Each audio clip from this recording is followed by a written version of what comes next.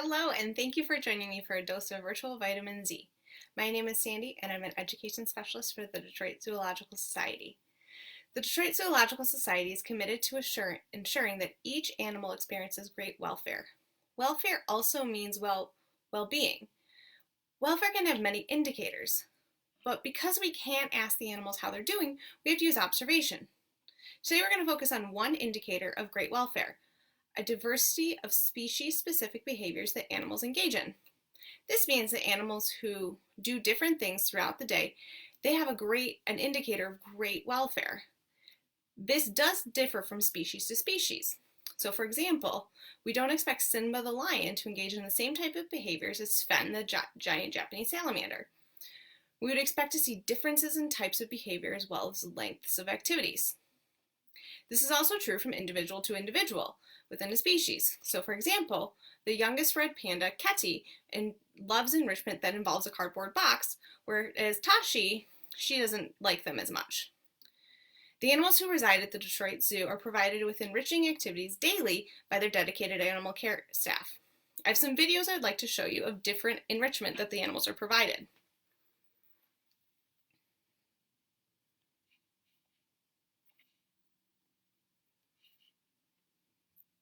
So enrichment we want to help see a variety of behaviors. So this grizzly bear is actually pounding on that pumpkin, something that they do to access food and the tasty treats inside.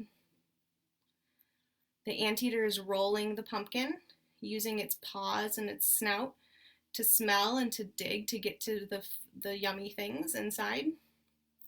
Now, something important about enrichment is that it's optional. So you can see that chimpanzees just kind of walked right by all those pumpkins and got some browse from up in that tree. Now, enrichment isn't just for mammals. So you can see here we have a vulture, and vultures use their strong beaks and their feet to get to their food. So that vulture's actually the straw out of the pumpkin to get access to the tasty treats inside. Enrichment doesn't always mean food. Sometimes it means adding something to the animal's habitat. So for example, sometimes we add pine trees to the habitats. So here there's an Arctic fox who's digging around in the tree, smelling, checking out what's going on. Next is the bison. The bison is actually taking that tree and tossing it around with its head. Now it's important to note there's a bison in the background that's choosing not to interact with the trees.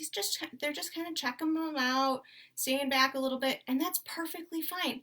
We want to give the opportunity to interact with different items. Same here with the wolverines. You can see there's 2 trees that they've been given access to, and there's 2 wolverines. And they're doing different things with them. One's kind of stalking one's running around and smelling it. Sometimes enrichment can just be creating a challenging way for animals to get access to a snack. So here we have a photo of a rhino, and the rhino actually has to grab the leaves and then time the swing of the ball to come back to get the food. So they have to think a little bit to get their treat. Sometimes we take and freeze their tasty treats in water so that they have to work a little harder to get access to that treat.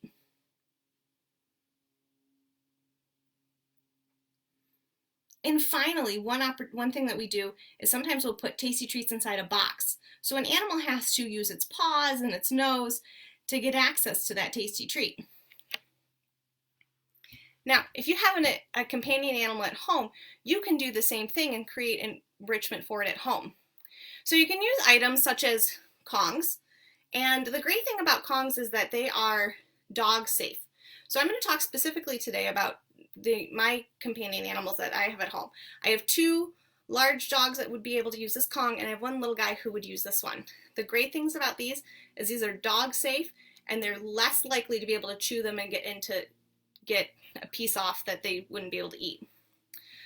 Something that's important to know is that when you're creating anything for your companion animal, enrichment, is you want to have a conversation with your veterinarian. You want to make sure that what you're providing is appropriate and safe for your animals. So I'm going to show you a couple of things that I've done with my companion animals and to give you some ideas of things that you can do with your companion animals at home. So the supplies I used was a cardboard box, a paper bag, a towel, a Kong, and some tasty treats, kibbles, canned pumpkin, and squeezed cheese. I'm going to introduce you to my companion animals first. So I'm going to start with Max is 12 years old, and he is a little underweight, and he also doesn't have very many teeth left. So after having a conversation with my veterinarian, we decided that squeezed cheese would be a good option for him to help keep his weight up, and it's safe because he doesn't have any teeth. Teddy is 2 years old. He is not underweight. He's perfect. His weight is perfect. And actually, Teddy eats a lot of things he's not supposed to. So I need to make sure that whatever I provide his enrichment in needs to be dog safe. So that's why we're going to use a Kong for him and some pumpkin.